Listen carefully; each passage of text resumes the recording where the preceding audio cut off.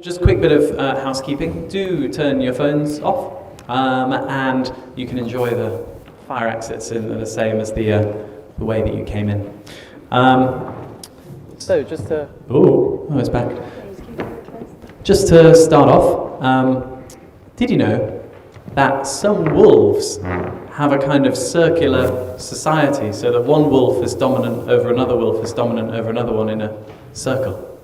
Anyway, that's mostly irrelevant, but I just thought I'd start with it as a thing. Right, I'm going to introduce our panelists first. So I'm going to start with Jojo Mehta, to my left, who many of you will know, who is co-founder and executive director of Stop Ecocide International. Next in line we have Mike Robinson, who is the chief executive of the Royal Scottish Geographical Society and did 10 years at Survival International as well. Next we have Jerome Foster, who's a climate justice activist and a Biden White House climate advisor. Next we have Xiye Bastida, who is co-founder of Re-Earth Initiative and a member of the Otomí-Toltec nation in Mexico, which I may have just pronounced very badly. And next in the line we have Alexandria Villaseñor, who is co-founder of the US Youth Climate Strike, an activist and a founder of Earth Uprising. And finally we have Sally Rani, who is an environmental strategist, an advocate, and a co-founder of both Global Choices and the Arctic Angels, which I believe Xiye is also in as well. Anyway, so what I'm going to do is just very quickly say how... Oh, maybe I should introduce myself. Shall I do that? I am Matthew Shripman, and I am one of the co-founders at Aim High Earth, which is an education to action organisation. But enough of me. This is one of the most incredible ideas that I have ever heard in my entire life, and I was kind of going to do a little bit of an introduction to it, but actually I don't think, I shouldn't steal Jojo's thunder. So Jojo, where did this idea come from, and what is it? Am I doing? Oh, can I use this one? Or should I use this one? Okay. Okay. It's wonderful to see such a full house, and the panel tonight brings together two, actually not just one idea, but two ideas. One of which has been around for some years and has led to what is now becoming a growing global movement to criminalize mass damage and destruction of nature, or ecocide.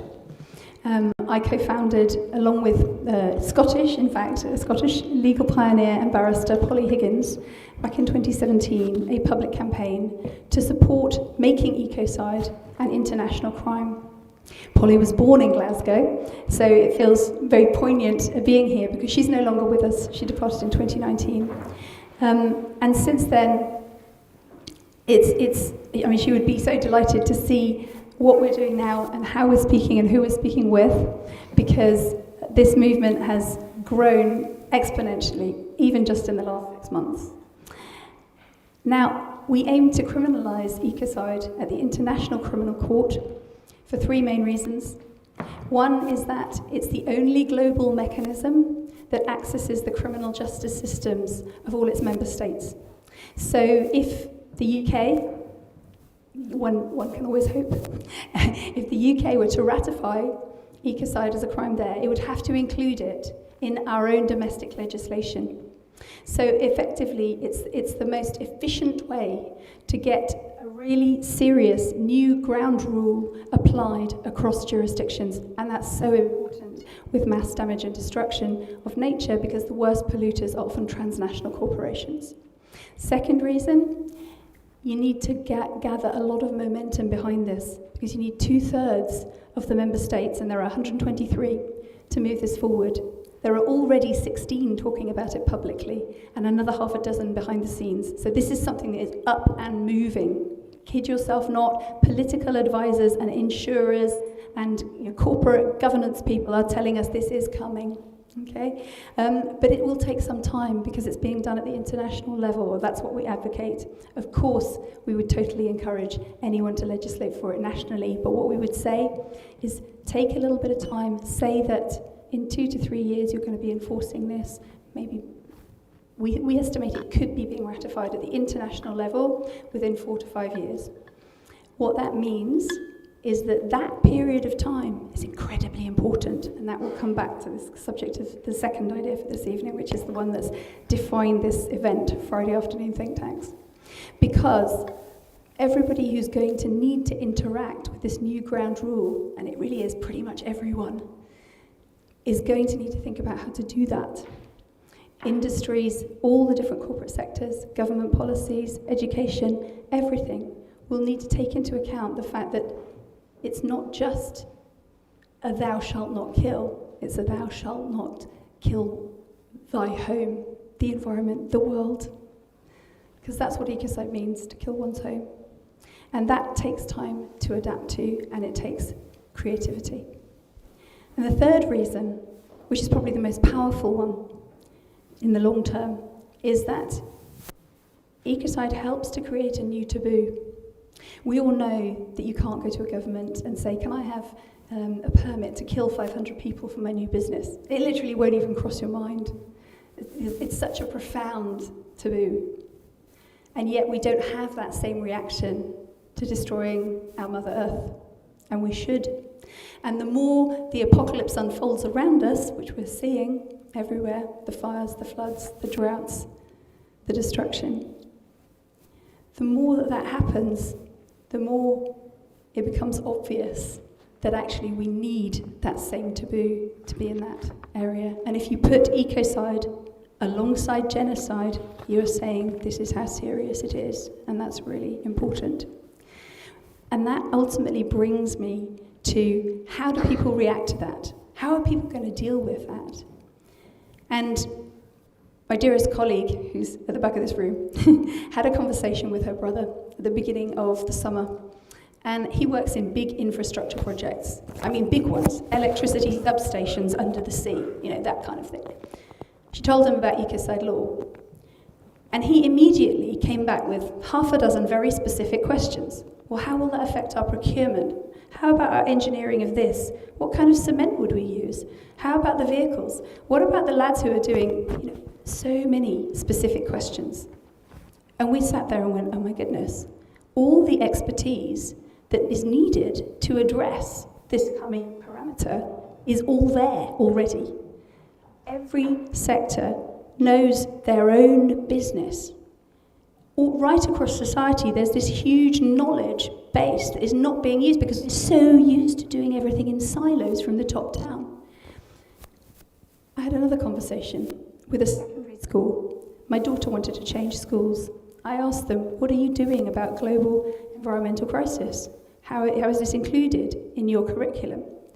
And they said, well, there's a little bit in citizenship, there's a little bit in geography, but really we're just trying to get them through their exams. And I just kind of looked at her and thought, what use is that piece of paper going to be when her school's going to be going underwater? I mean, okay, there are places in the world that are going to go underwater a lot faster than my daughter's school, but you get the point. And then I had a conversation with this gentleman here, who said to me, Jojo, if you were going to say to a government, what would they do? How would they budget for moving towards a law of ecocide? What would your budgetary recommendation be? And I thought about it, and I thought, do you know what? Governments have spent so much money trying to shore up the economic sector over the COVID pandemic. They've managed to materialize quite a lot of billions to do that. I thought, what if they just supported every workplace, every school, every law firm, everywhere, to take Friday afternoons, or Friday mornings, whatever you want, to actually think about how they would adapt to this law coming into play. Because all of that knowledge is there. And I said, well, it's kind of like a Friday afternoon think tank. What if, and then I went, oh my God, what kind of a response might this be to the call that is coming from the youth, who are quite rightly saying, pay attention, we're in an emergency, let's behave like it. We're looking at a crisis for the whole of humanity. What's a few hours of your week for everybody to actually address that and think about it. So that is the origin of the Friday afternoon think tank, which maybe doesn't need to keep that name, but that was just what came out. And every time we've talked about this, people have been kind of going, oh my God, well, of course, that's kind of really obvious. Why are we all doing that? And so when we were putting our program together for this week at COP, we said, do you know what? We're going to have an event where we talk about this. Because it's just, in the face of everything that we're facing, it could be time well spent. Thanks.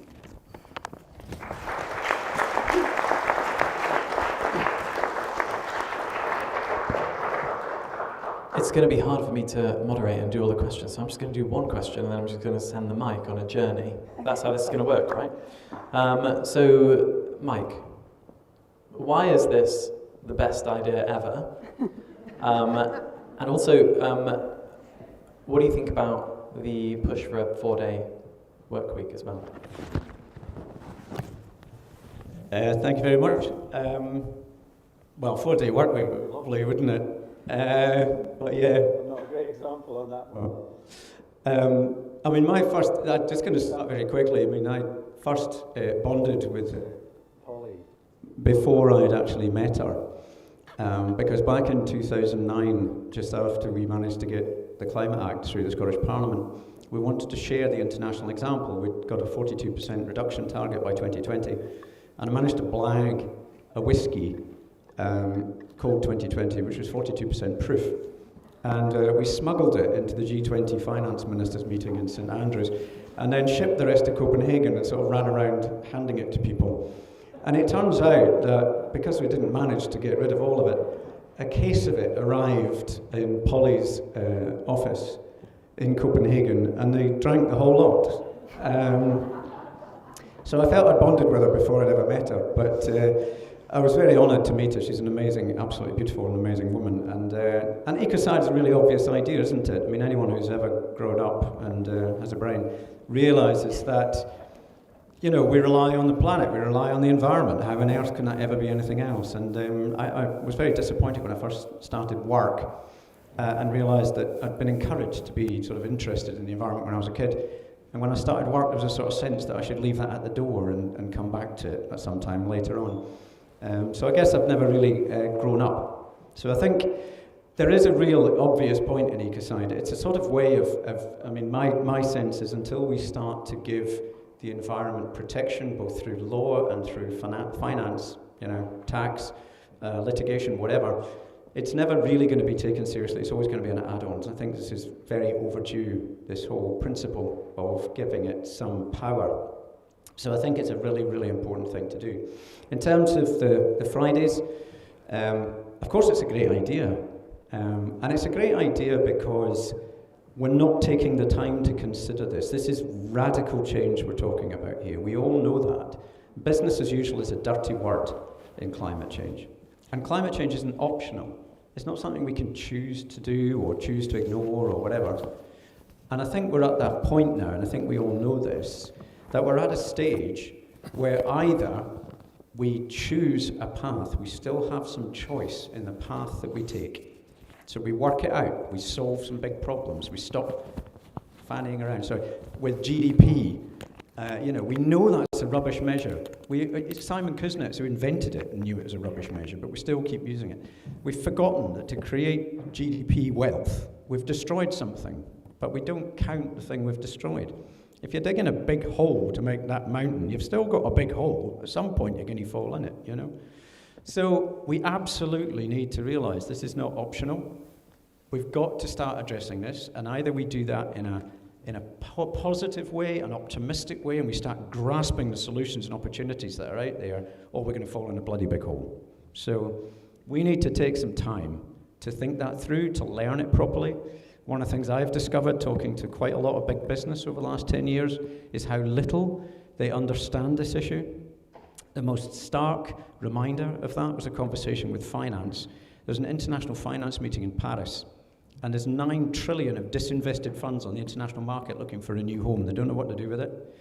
But they know now, suddenly, that there's one product that is uninvestable. And that happened over the last 3 years. And I was quite excited to find out what this thing was that they discovered was uninvestable, and it was coal. And I thought, my God, where have you been for the last 20 years? So the thing is, people have got to wake up. They've got to learn about this subject properly. It's so vital. What on earth are we doing that we don't understand it, that we're not clear? And if we don't understand the solutions, we're not all pulling in the same direction. And if we're not all pulling in the same direction, we're not going to get very far. So we've really got to wake up. Friday afternoons, whatever it is, take the time, learn about this.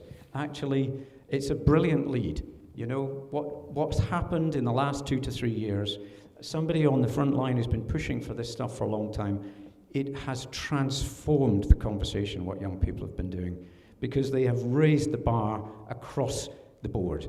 And industries and organizations that didn't want to talk to me 5 years ago, 4 years ago, 3 years ago, 2 years ago, we're now being asked to come and help. That is the shift that's happened in the last 2 or 3 years.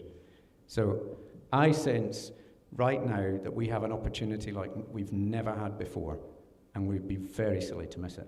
So yeah, I think the least we can do is take half a day on a Friday to think about it.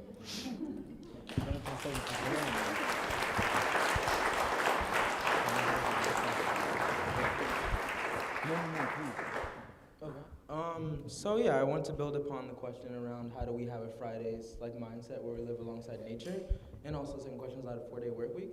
I think that thinking broader beyond just an idea of having a Friday where we live alongside nature, I think we have to reframe how we work alongside our economy just as a whole and every single day of the year. Oftentimes right now we're living and like going to work at places where it pulls us away from nature and it pulls us into a silo where we're working on something that isn't actually enhancing our own lives but just enhances the broader system. And it's oh, thank you, okay. Yeah, so I can be a bit louder. But yeah, I think that oftentimes we are in workplaces where we don't feel enriched and we don't feel inspired, and we have to reframe how we have our economic models to not only focus on the expansion of just economic models that continue to exploit, but actually focus on an economic system that's focused on development. How do we make sure our workplaces develop ourselves and not just constantly this culture of competition? And I think that's the real idea of Friday, is taking a leave of coming back to yourself and coming back to nature. But I think we have to broaden that sense to being every day. How do we make sure that our jobs in general are in the 21st and 22nd century will be more in line with the natural world and how we used to work. And to the second point around how do we have a 4-day work week, I think that I'm taking it from a perspective of a White House advisor, I would per se that a lot of the infrastructure and a lot of like work days and a lot of how do we transform our socioeconomic lifestyle, it's broader than just a 4-day work week, but actually understanding what do people want. They want to really, in this time of COVID, they've had a time to reflect and say, what do I want? I want to be able to be with my families and also be with my friends and also have systems where we can be in movement and be in coalition alongside each other. And that oftentimes doesn't just come from certain policies that we advocate for, but it comes from the values that we hold. And that is where we have to start, is what values do we want to usher in the 21st century? And it's the ideas of diversity and equity and inclusion. And that goes beyond just a 4-day work week. It goes into how do we relate with elected officials when we're in the rooms. It goes to how do we relate with people that don't agree with us on climate change. It goes to how do we enact infrastructure and demand policies that go far beyond just the initial, let's have incremental change, but first let's pitch them the values. Let's pitch them on the leaning in of just commonality. Oftentimes when we meet with elected officials, we start from a position of you're the enemy. And that's true sometimes because they are the enemy. But often we have to reach them and say, you're a human too. And I know you're wanting the same values I want. So we have to start with leaning in with that sense of commonality and demanding either you're going to step up and ensure that these values are ubiquitous throughout our society, or you're going to step down and you're going to get out the way because young people are here to stay. And we're 100% of the future, and you're continuing to usher in and hold in to the past. And that's what values we have to usher in and what policies we have to advance.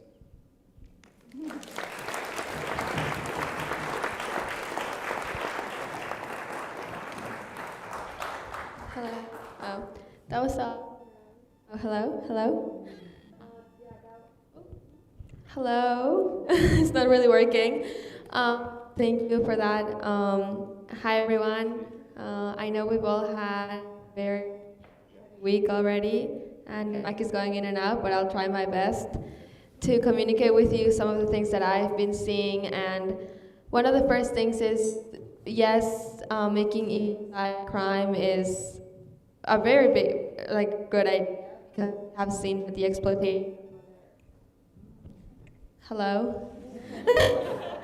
We've seen that the exploitation of Mother Earth is what's going on stage where we're so disconnected with Mother Earth that we're not even. Oh. Yeah, she just keep going? Okay, I'm so sorry. But Mother Earth is what's gotten us to the point where we can't really, oh, there's a new mic.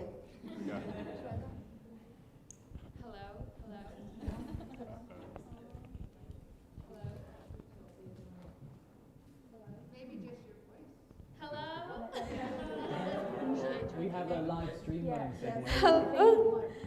Yeah, hopefully it'll work. If I say hello one more time, please stop me. But, coming from an indigenous perspective and indigenous philosophy, I really like what Jerome said about examining our values, because indigenous values mean reciprocity. It means knowing that Mother Earth gives you so much, and all that that asks is that we give back. And there's also this principle of intergenerational cooperation, of youth and elder circles. There's an African proverb that says, the youth run the fastest and the elders know the path. That Sally taught me. So, yeah, I love that because it's amazing. We are so energized. We want to change the world. We're seeing what's wrong, but we don't often know all of the mechanisms that are around us, how to navigate these mechanisms. And that's why we need to join with the youth movement and everyone who has been doing this for such a long time. And we can't really do that if the foundation of the system that we have is a system that's based on competition and individualism and kind of burning oneself out. And I'm in college now and I studied international relations, and I learned that the principle of how international relations work is a principle of realism. One in which countries strive for money and power, and that's their measure of success, and they'll do anything to get there. And if that's our foundation of how we understand each other, no wonder we are in this mess. No wonder we've had so many conflict and so much war. And we have to switch that foundation to one of consciousness, one of reciprocity, one of not only future thinking, but also going back to who we are, going back to our ancestors, going back to our wisdom. And the last thing I would like to add is that a lot of the indigenous communities who are here, who were protesting today at the strike, they're doing it because they can't protest at home. There's a lot of things that are happening in indigenous communities around the world, and if they protest, they will be attacked by police, attacked by the government, attacked by companies. So they have to fly all the way across the world to come to spaces where protesting is protected, to be able to tell their governments, you are hurting me and you're hurting my home. And that shouldn't be the case. The destruction of Mother Earth and the protection that people are giving Mother Earth shouldn't be what's criminal. It should be the other way around.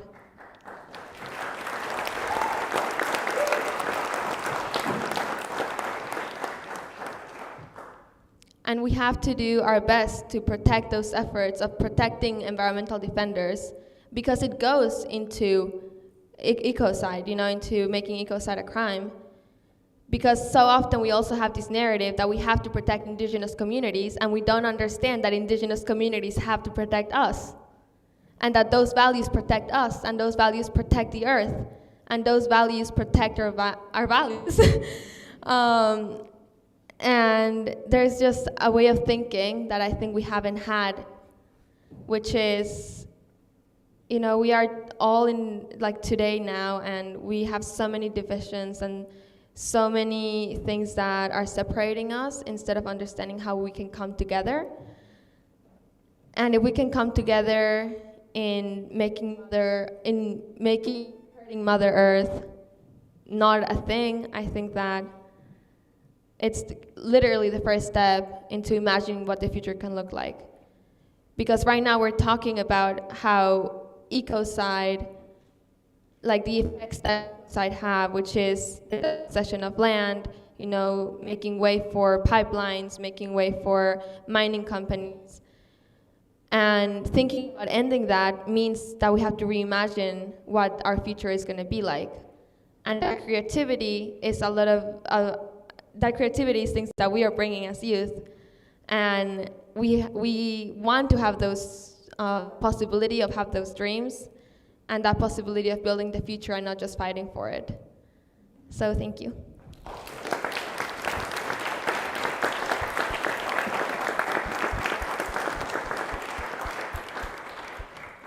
Well, hi everyone. I hope that your week is going well. I don't know about you, but things have been so busy, and I didn't notice before, but before the pandemic began, I used to travel all the time to different countries, to different cities, to talk about climate change and raise awareness. And one thing that happened is I would never actually take time to connect with nature when I was doing that because I was so busy working and I was so busy focusing on what I was doing. And I always felt like I was never doing enough. But now I've noticed just how important it is to reconnect with nature. And actually, right before this was the first time I've ever gone to a place and actually reconnected with nature. I got to see Loch Lomond and Loch Ness, and it was great because it reminded me what I was doing this for. I think that sometimes we get so disconnected with what we're doing with it, which exactly what you were saying. We get so focused on talking about the environment and saying we have to protect it that we don't actually end up going into the environment and actually experiencing it. And so I was having a conversation recently with a friend of mine, and she was maybe 10, 15 years older than me. And so she was talking about how she has gotten to experience so many different species and biodiversity and the environment on this planet. And she was saying how sad she was that future generations won't be able to experience the environment the same way that she has. And it was so interesting hearing her talk about that because she comes from the generation before me, and I'm in the generation after her thinking the exact same thing. So I'm in California, and every year I'd get so excited to see the monarch butterflies because California has one of the largest population of monarch butterflies. And you know, when I was younger in elementary school, I'd always get so excited seeing them fluttering around the parks, and it just made me so happy because they were just a big part of me. And so now the butterflies, the monarch butterflies in California, the population has drastically decreased. They're actually close to being functionally extinct. And that's because of the jet stream and when they're migrating, because of the weather patterns and how the seasons are getting warmer, it doesn't tell them when they have to migrate. So sometimes they don't get there in time, and so that's how they're dying off. And it's so sad because I want the next generation to be able to experience the monarch butterflies. And in California, one thing that got me involved was the California wildfires. And the wildfires, they burn the forests, they burn the homes, and redwood trees too. Actually, did you know that redwood trees, I recently found out that, I mean, they're huge and they only have 4 to 5 inch roots. And the reason why that they stand so tall is because they rely on each other. They lean on each other. And I feel like that resembles a lot of us too, is that we have to rely and lean upon each other to get through this movement. And that's why I'm so excited to be here with so many young people who are so passionate about this, because we're like the redwood trees. We rely on each other and we lean on each other. And so movements are so important when we're all working together. And so I'm really excited to see us get reconnected with nature and, like trees, rely and work with each other.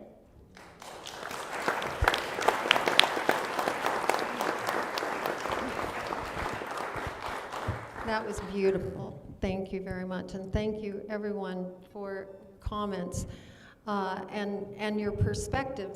Something that just came to me while everyone was speaking is that who talked about systems, that the system, I think it was you, Jerome, that we have to ask ourselves the question, where does the ecocide come from?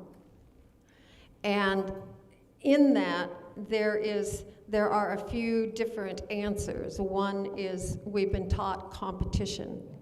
We've been taught scarcity. We have not given ourselves the opportunity to limit growth to serve all of us.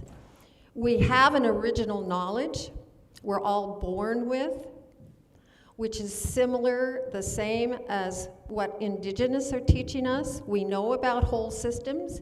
We know about giving back when we take, but we're not doing it. And why are we not doing it? Because we've been, that original knowledge, which is tender and soft and needs to be nurtured in young people, has been polluted in most of the societies today, has been polluted by education, by consumerism, by unethical behavior that often now is sanctioned. And so the ecocide legal framework is actually, what it's doing is it's asking us to look at our behavior in a way, as a one humanity, in a whole system perspective, and also looking back 7 generations and looking forward 7 generations. Because we are so focused on our political cycles instead of the cycles of nature. And so our decisions are fast and quick, and 4 years, 2 years, 6 years. You don't hear very many people talk about a 20-year plan, who's in, someone who is in Parliament or in Congress, and that's what nature needs. E.O. Wilson, who's a phenomenal biologist, he came up with half Earth. And half Earth is that half of the Earth still can be protected if we do it now.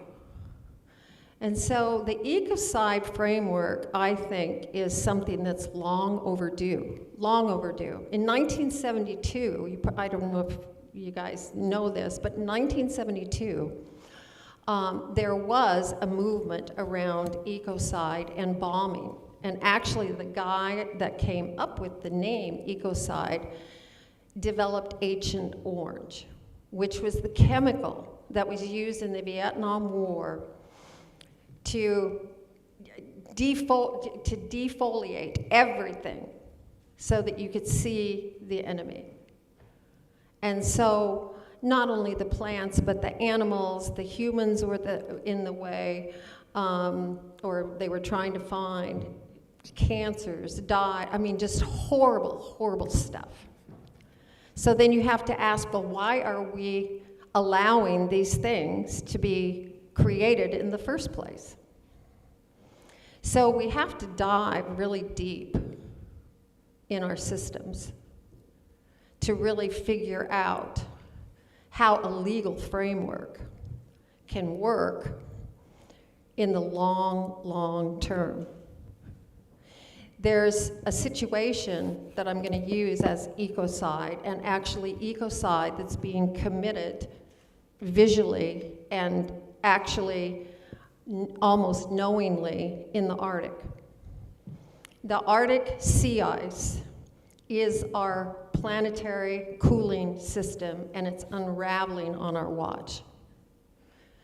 Global leaders have known about this, not in detail, but they have known about this. A lot of what we're experiencing in climate change is because of loss of the sea ice, less precipitation in the Amazon, more fires and droughts in northern Africa. The jet stream that was like this around the northern latitudes is now like this. It's whether you're with live in the United States or not, you know that Texas went into a deep freeze, never goes into a deep freeze on the Pacific Northwest coast. The tidal zone boiled in the heat dome. They estimated 1 billion, and this is Ecocide, 1 billion organisms died, from starfish to invertebrates to clams, lobsters, etc. It was a stew, literally. And that has been linked to the loss of the sea ice, because the sea ice reflects the sun's heat and radiation. That is one of our major climate stability regulators. And it's been monitored since 1979. NASA has put this in front of global leaders. They have looked the other way. These global leaders that are here today should be held accountable to that. That is ecocide. And it's also genocide, because so many people are going to suffer. So I think that what you have done, Joe, and Ms. Higgins started so many years ago, is absolutely necessary, because we have to work within the system that we have. And it has taken so much work. You have to ask another question about our systems. Why is it incumbent upon us, just what Xiye said, to convince our global leaders of what they actually know, but they don't want to move on it because they do know this means big change in the economy. It means big, big change. So I think the leveling the field, and there's always an economy of scale that's played here. Is ecocide the destruction of a watershed, or is the destruction of the Arctic sea ice? So I think that this gives us real hope, and I just commend you for doing that. And these young people can take the examples, to go to Fridays for the Future, can take the examples of ecocide. Keep your hands off the Arctic ice. They want to drill oil, deep seabed mine. They want a polar route across the North Pole. It goes on, And so this helps level the playing field. And the only place that can happen now, because all systems are connected to each other and interdependent, and we are in a whole system world. We're not compartmentalized. And so ecocide addresses that legally for the first time. Thank you.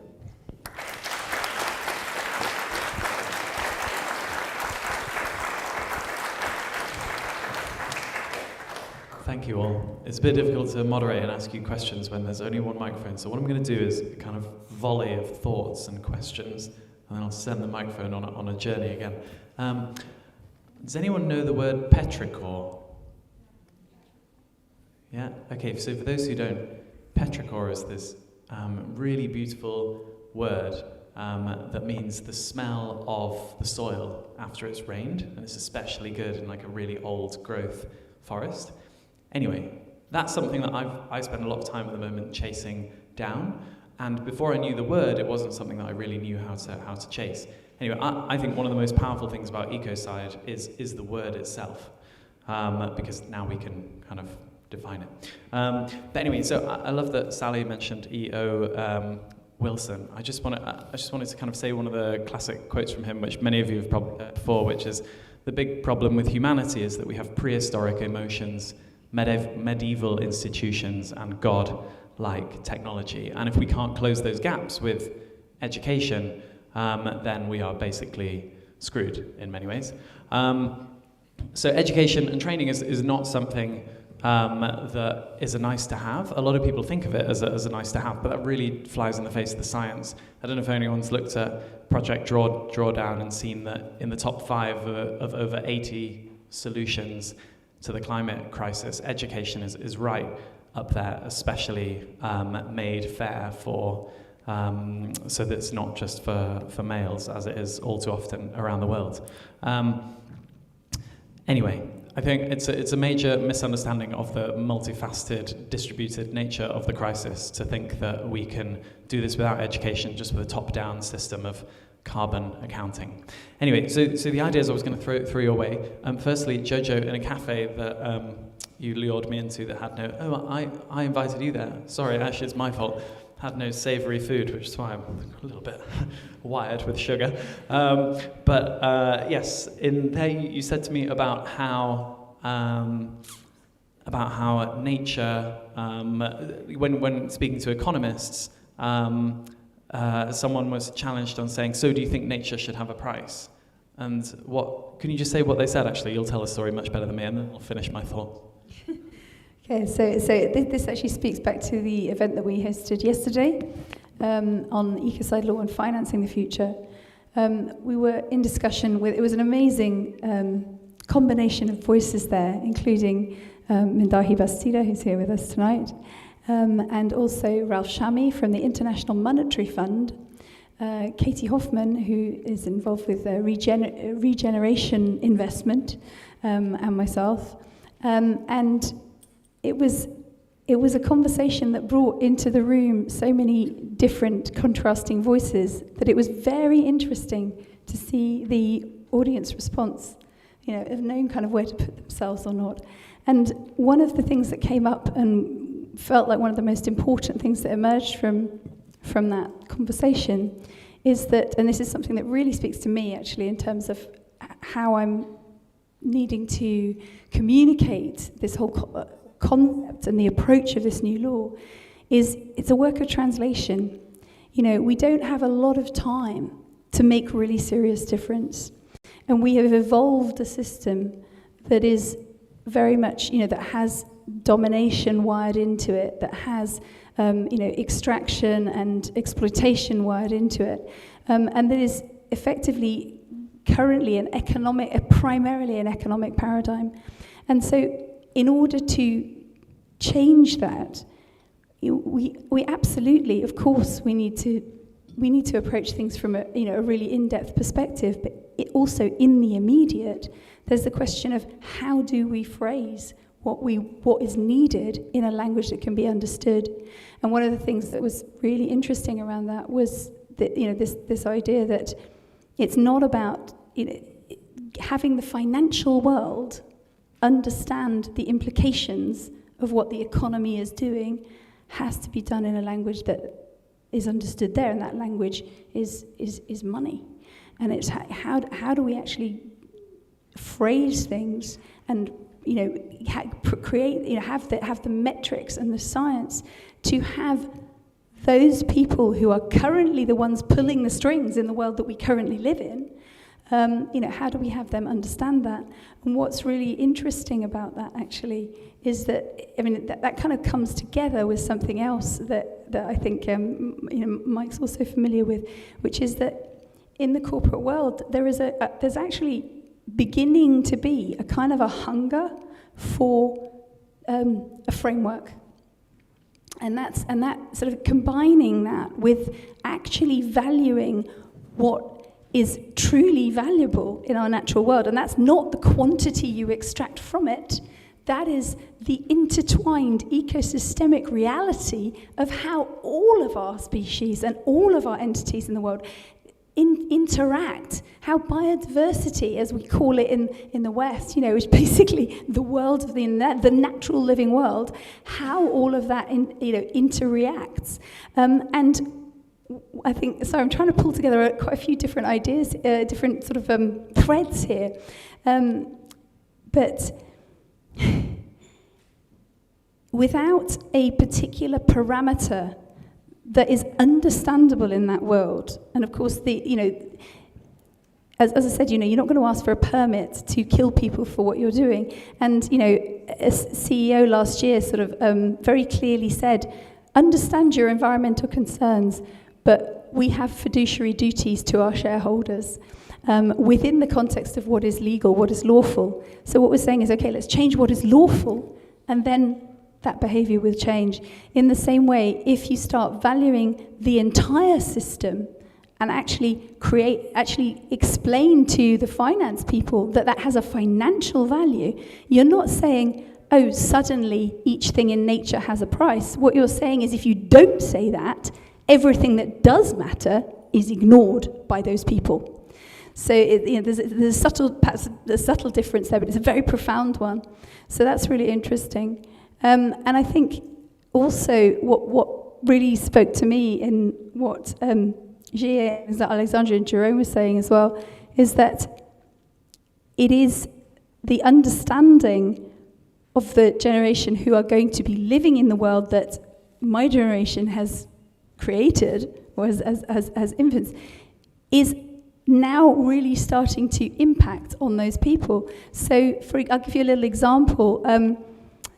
In the UK, which is where Extinction Rebellion started, in fact in the same town that's my hometown, in Stroud in Gloucestershire, those demonstrations that were sort of kind of exploded onto the scene anyway in 2019, the police had to pull in lots of those demonstrations. And this also speaks to the fact that the protesters, and in many parts of the world, the environmental defenders, are the ones that are seen as the criminals. And of course, that speaks to what Sally was saying about reframing all of that, once you say that ecocide is a crime. But my point was going to be that our local police was asked to come and help in London police the demonstrations. And a lot of them, I thought this was fascinating, a lot of them refused. And the reason was that their children were telling them, we don't want you to go and police that. And I thought that was an extraordinary thing to see that happening, to hear of that happening. And, people sort of saying, oh, actually, I don't really want to go and do that, because actually, my son's down at the demo in Bristol today, or my son's over in London, or my daughter's on Westminster Bridge, or whatever it was. So that was really interesting.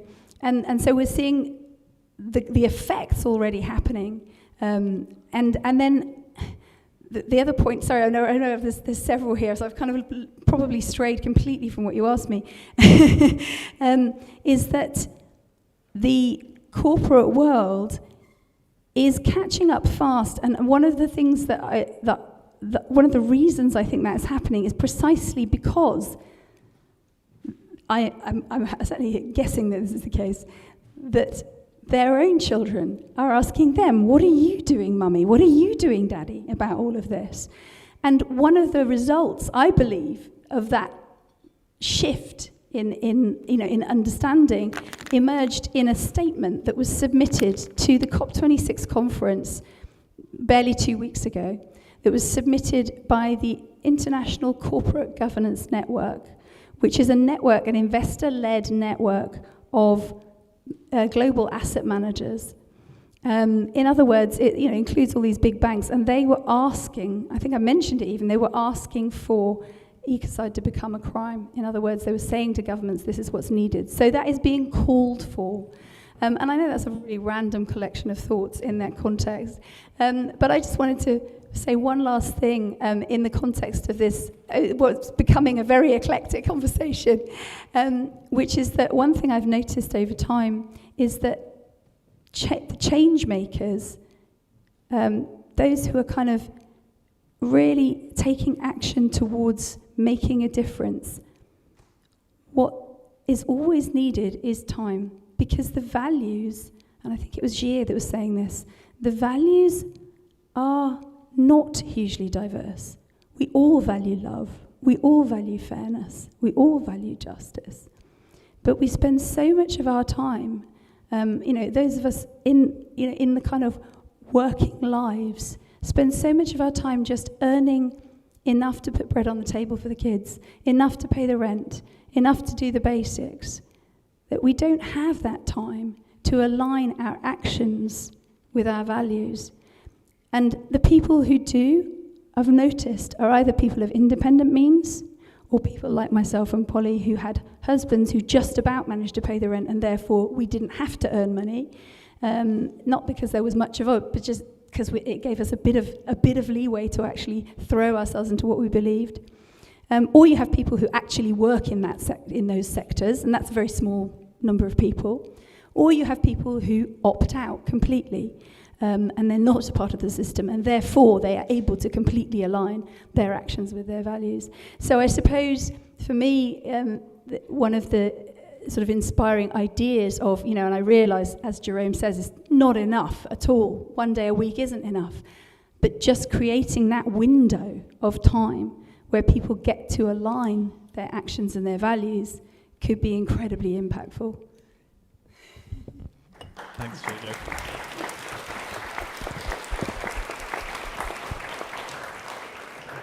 That was amazing, but it also wasn't what I asked you, which is fine. I was asking you, Jojo, about the conversation where, I can't remember the name of the person, but you said that someone was being challenged about, should we just put a price on nature? And then that person challenged back to say, well, there is already a price on nature, and that price is zero. And that is the big problem. But anyway, no, I'm just gonna send the microphone on one more journey down.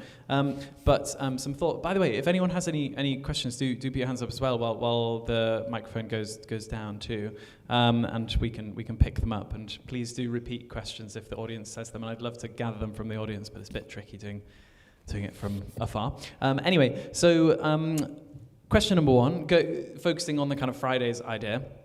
Should we take this to a greater extreme? Should we be supporting universal basic income? Would the world be better if there was no pressure to work for money? That's one. Another one is, so Rob Hopkins says, if we can't imagine a better future, then no one will want to take part, no one will want to get involved. And Sarah Goodenough, I know this idea didn't come from her, but she's someone we know at the UNFCCC who's always talking about how we should sell the brownie, not the recipe.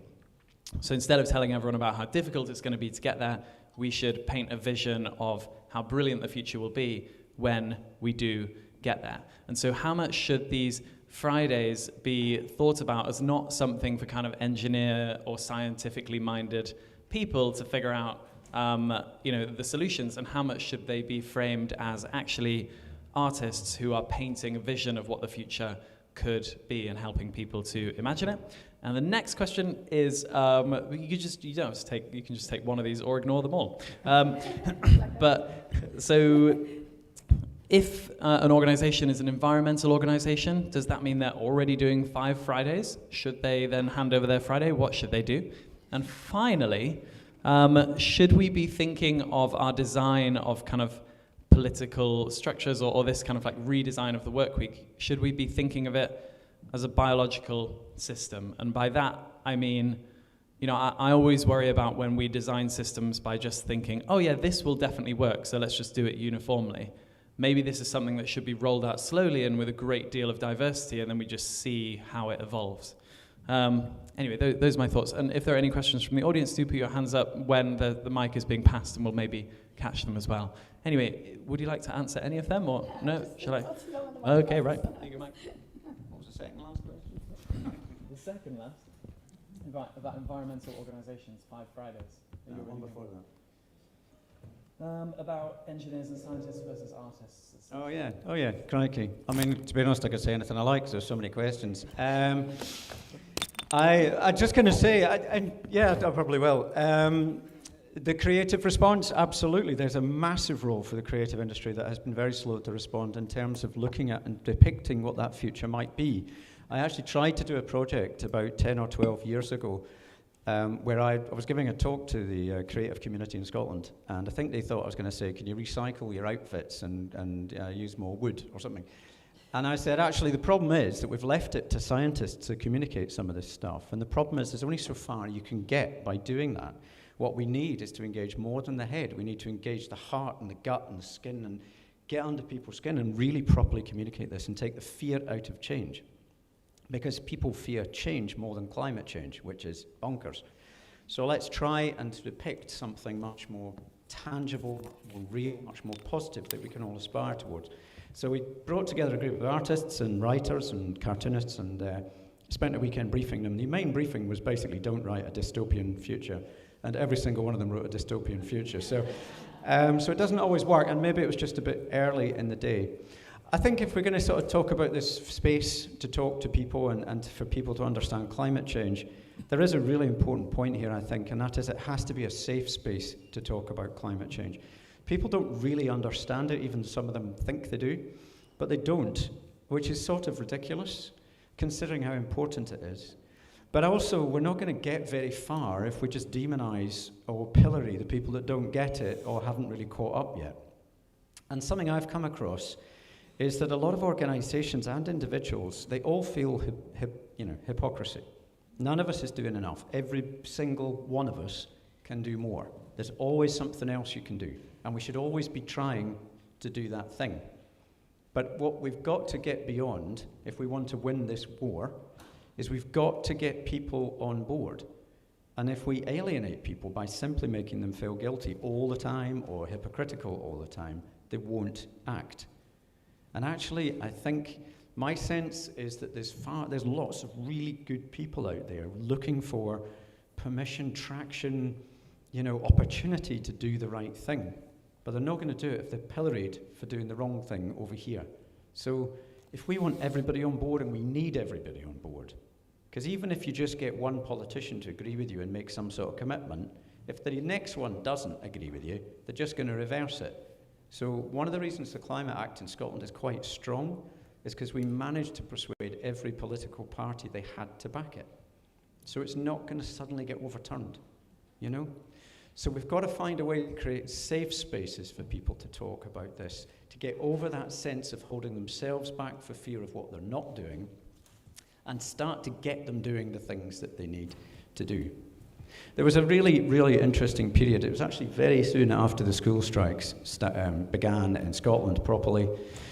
And 2 weeks apart, there was a school strike in Edinburgh and Glasgow. There was maybe 8,000 people on that strike at the time. And it was really, actually, first of all, it was really radical. It was, what you actually listened to the chants. They're really not messing about, But it was very positive, it was very optimistic, it was future-looking, it was passionate, it was all the things that actually are great.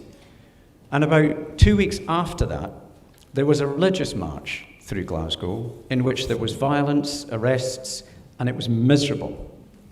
A national paper printed a picture of the violence and people punching living daylights out of each other. And under that, they printed a picture of the school strikes with young, smiling people talking about the desire for a safe future. And it said, which Scotland do you want to live in? It was really, really powerful. I sense that under this, we have a huge amount to do. Of course we do, and we really are running out of time. We need to really slow down politics and speed up bureaucracy if we're going to get there. But in doing that, I genuinely sense that this is the one thing, the one shared agenda that we all have, that has genuinely got the opportunity to bring us all together around a positive agenda to actually do something worth doing.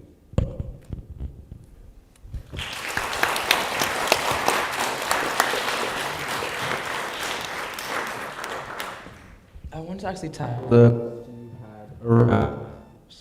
the question that you gave to Jojo around education and how do we price nature and how do we actually implement an ecocide in the actual world. And starting out, I want to have a conversation around, a lot of times when we talk as a movement, when they're translated into law, they're kind of lost in translation, and they miss the context, and it's misconstrued, and it's stripped down to like a really reductive understanding of what we actually want.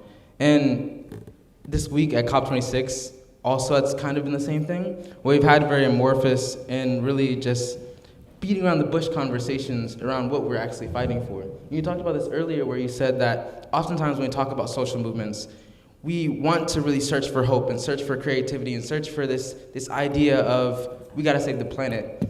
But really what we're fighting for and what people are scared to really discuss is that we're fighting for a real change at the foundation of our society. And whether we're talking about racial justice or gender justice or climate justice, it comes down to the same justice that we're fighting for. And at COP26, there's been so many conversations trying to get to that, but have been scared to really talk about the issues. So I take this time to dig deeper because most of the people here are a part of the movement, but we really differ in our theory of change and how we're going to arrive at the future that we want to see. And this is a time where we can have a deeper discussion about what we really want and how, if we want ecocide, how it should be envisioned. When we talk about ecocide, it is much bigger than just a single occasion in which we inflict harm on nature. It is about a systematic intent to continue to extinctualize or actually harm and ravage the nature that's around us. And the way that we can model that ecocide is the way that we operate as communities and operate as people. In the context of an African person and as indigenous person that Xiye is, we come from that same perspective in that indigenous people have been instinctualized all around the world. They've been driven to extinction. And for African communities, we've been ravaged so much that we're still trying to heal. And that is the foundation of ecocide, is that really we're trying to give space for healing. We're trying to give space for communities to say, hey, this has happened to us. And actually thinking deeper and understanding what ecocide really understands and going back to racial justice is that communities are being extinctualized, being ravaged, and now that we look at nature, it's happening to the same thing. There's communities, there's entire ecosystems that are being driven to extinction. And right now we're having conversations around how do we plant trees and how do we really value nature. But we have to really dig deep and say, why is the world the way it is today? It's because we have continued to rely on a system of ideology that says, oh, well, we're going to value the economic models and let economy trickle into our social and cultural and political frameworks. And that's how the law works. But if we want to have an actual just system and just laws, we have to go into the fact that really what laws that we have today are only working in the European context, because European racism caused so many communities to be driven to extinction. In the same way that our economic models work now is driving nature to extinction. It's the same through line. It's the same understanding. And that's what is a deeper conversation, is that when we talk about ecocide, we have to understand that this is a systematic intent. It's been hundreds of years of deforestation, of burning and flooding and suffering. That's what has to change. COP26 brought this movement together from around the world. And all I could think about is the fact that why do we have to be here begging for our lives every single year? And people just don't listen. They just sit and they say words that make no sense out of any other context.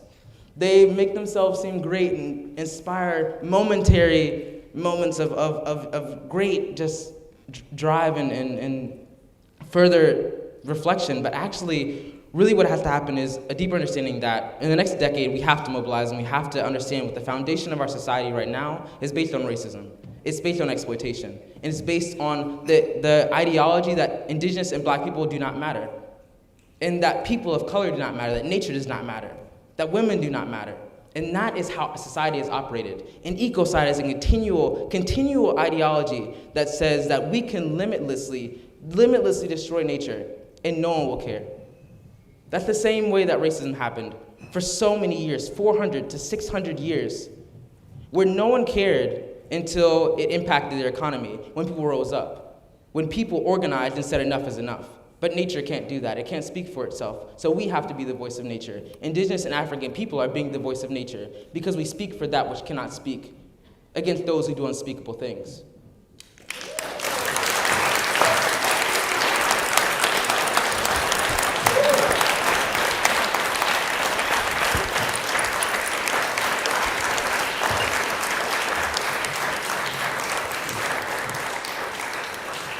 I'm going to start the same way I started before, saying that was awesome.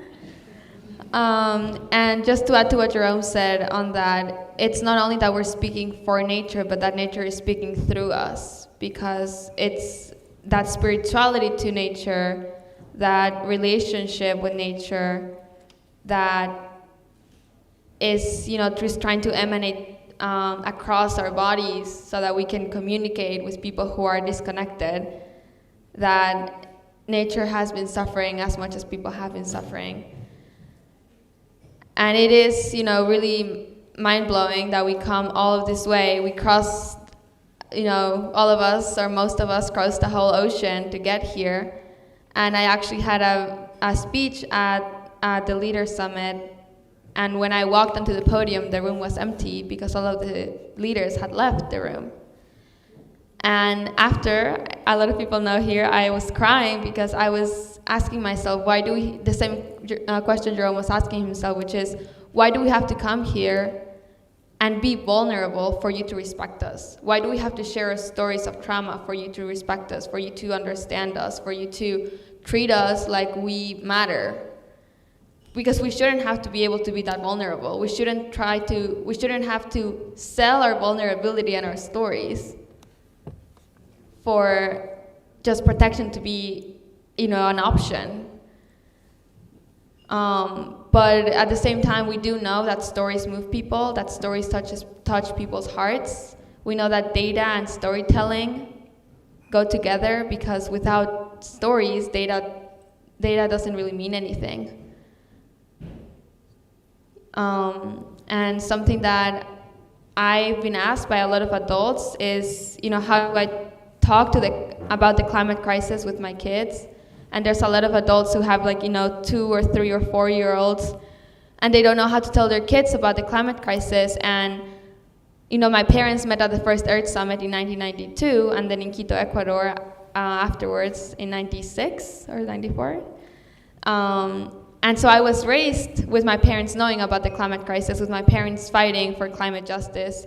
And the reason why I got into this movement so fast was because my parents were talking about it all the time, because this was my reality, because solutions were the way my mind was oriented. And seeing all of the damage that was done to my own community,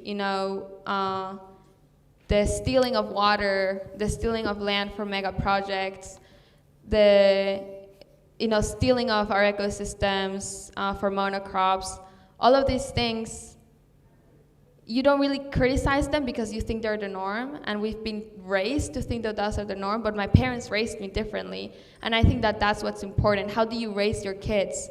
And somebody once asked me a question, which is, when do you think leaders disconnected from nature? And somebody answered, they were never connected with nature in the first place. Because when you're connected with nature, you can't really forget that. And I think all of us have been through those moments where we might have watched a documentary, or we might have gone, to see, an aquarium even, and you have this moment of wonder. You have this moment of, this world is so beautiful, but you see that one, animal, that one owl, and it's just a glimpse in your mind, in your memory, and it never really, that wonder doesn't persist. And that's the problem that we're lacking. We can't make that wonder last, and we can't make that wonder matter. And that's the problem, that we're not really fighting for the things that are important because we forget that they're important, and thus perpetuate all the systems of injustice, the systems of racism, systems of imperialism, because for half the world has been colonized, and half the world has that pain, and half the world has been oppressed, and half the world has not been able to share their voice. And I remember I was learning about this one painting that's in the Metropolitan Museum of Art. And the man who did the painting had a friend who said, I need to leave the US because in Europe we have mastered nature, and here nature is still wild. And that really hurt me, because how can you think that nature is not part of us? How do you think that we're not part of nature, and that relationship is really what makes us who we are? So yeah, I just would like everyone to take a breath, because my heart is a little feeling full. So breath.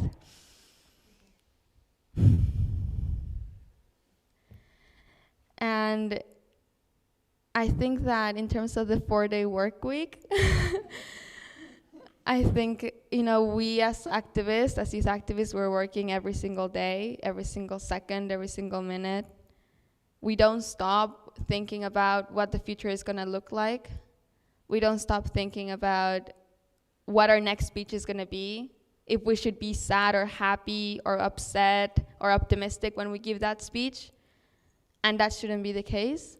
So I think that community is the most important and powerful thing that we have. And if we can have a day for community, and like Jerome said, maybe like every time we have community, that's the most special thing that we can advocate for.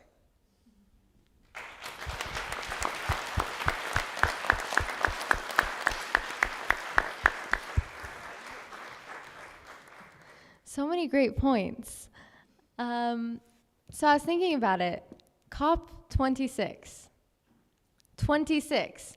We have had 26 years of the same meeting every single year where people come together for 2 weeks. By the end of it, they're so tired that they can't even think. They're just like, I want to go home. And so people are still even planning for COP 27, COP 28, COP 29, COP 30. And we're still planning for when we're going to come together next year and do it all over again. And so it's just like, why aren't we focusing on right now? Why aren't we focusing on the action that we take right now? Why are we focusing on the targets that we're going to hit in 2030, in 2050, instead of what we can do right now? Because when we are taking action, we keep hearing our world leaders say that they have great plans and they're going to be doing great things, but there's still so much more they can do. So anytime someone's talking about actions that they can take, they need to do more tomorrow. They need to make their plans bigger tomorrow. There's still so much more that we have to do tomorrow. We just have to keep growing and getting bigger. And so one of the questions, I think it was about imagination was the second one. And so on imagination, I've had a lot of adults, especially at COP, tell me, when we're thinking about our solutions, let's be practical. I'm sure you all have probably heard it. Let's think practically. And I think thinking practically is what got us into this mess. When you think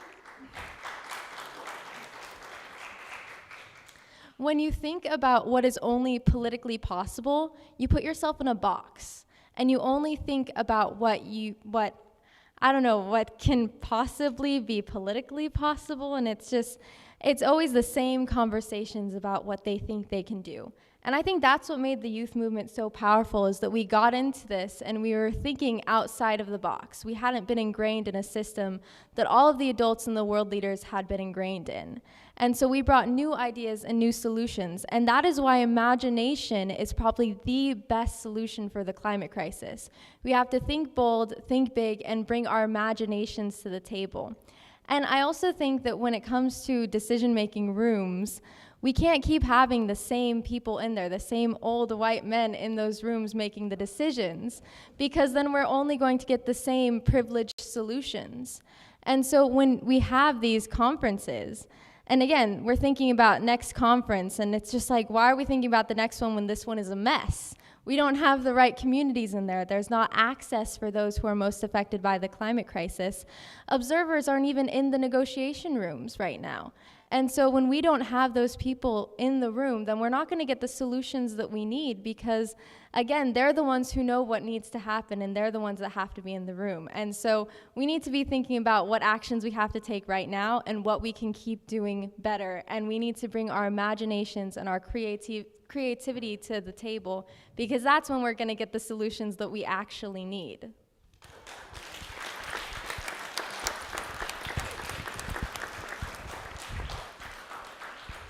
Very true.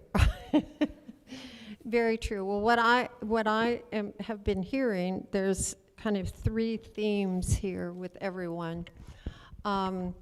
One is that we've lost our common sense. Basic, good common sense. There's a group in the United States that want to create a common sense political party. Just see how that would fly. I don't know. The other thing is that we have to take our narrative back. So when eco-services were put into economic terms, i.e., that river is a natural asset. Asset comes from the financial world. And so then, because of the way we're trained and our capitalistic system, immediately we think in dollars. We don't think in fisheries. We don't think in biodiversity.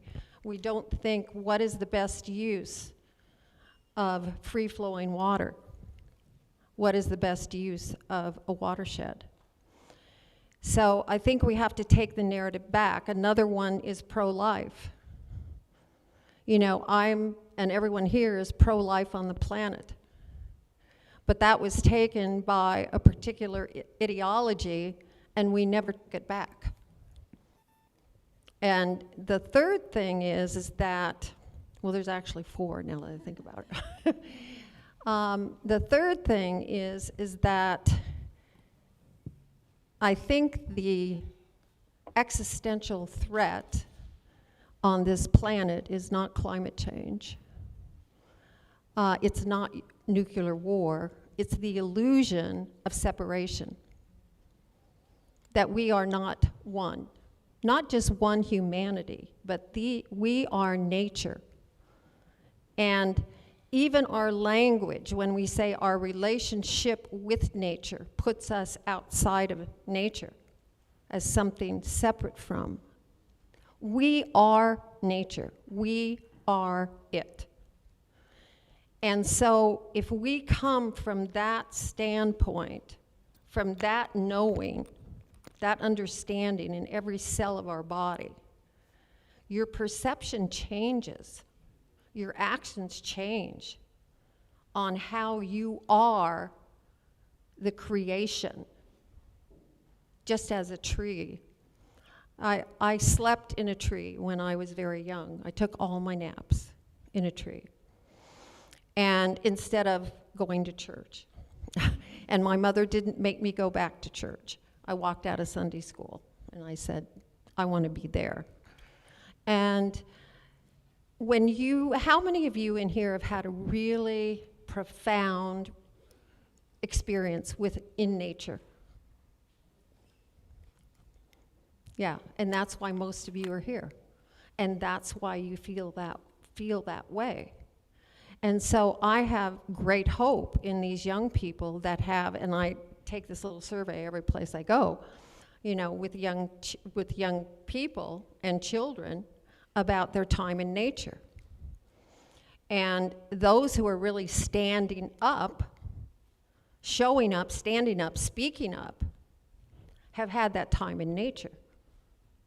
So that's another piece that is really, really essential for where we're going. We have to think about that.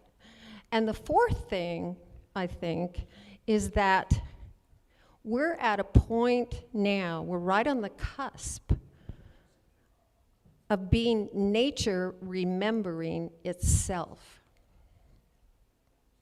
And that, again, raises that original knowledge that we all have, and being reciprocal with nature. So when we have legal frameworks like the Environmental Policy Act or the Clean Water Act, which has been attacked in the United States, similar law in Chile has been attacked. A similar law in Canada, even Canada, has been attacked. When these are seminal laws, the Endangered Species Act in the United States was the first time in in world history that humanity had taken responsibility for other species. Yeah. So the last thing I want to say is that I think in our languaging, one of the things that I try to do is say that I am working for the next generation of all species. Thank you.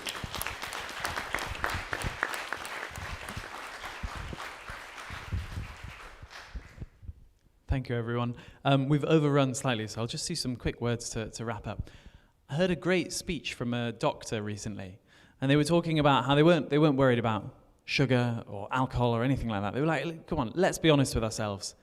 This is not the thing that we need to worry about. What we really need to worry about are loneliness, safety, and purpose. Those are the things that really actually matter. Now, it's the kind of top-down thinking that our system always has that results in us just kind of thinking that we should police sugar and alcohol and things like that, when really we should be finding ways to learn through communities and actually find the root causes of the problems. A bottom-up approach is generally much better than a top-down one, and that's why I think the idea of Fridays is such an incredible one, because it would empower so many people to be able to think about many things for themselves. Although Ecocide itself is a totally obvious top-down, it's like having skin. Obviously, we need skin.